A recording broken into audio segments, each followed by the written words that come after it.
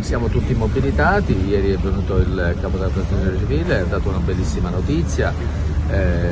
siamo, come diceva il sindaco, nella post-emergenza, ma ciò non significa che l'investimento del governo nazionale, anche di quello regionale, è sostanzioso, sotto il profilo finanziario, concreto ed operativo. Occorre dare anche serenità alla popolazione di Niscemi, in questo è il nostro impegno primario, ma farlo con i fatti. E poi la grande scommessa sono i tempi.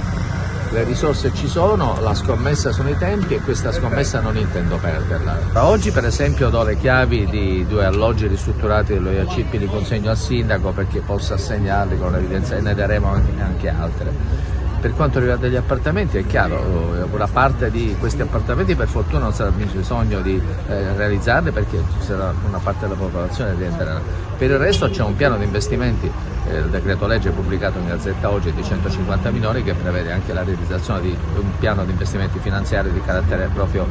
logistico, quindi si realizzeranno questi appartamenti, vi sarà una concertazione naturalmente tra Comune, Regione e Governo nazionale per individuare aree dove eventualmente realizzare questi appartamenti, però ci sono gli strumenti, ci sono i mezzi finanziari, ci sono i mezzi normativi, c'è la volontà politica e istituzionale di Governo nazionale e regionale di fare un unico sistema per fare presto e bene.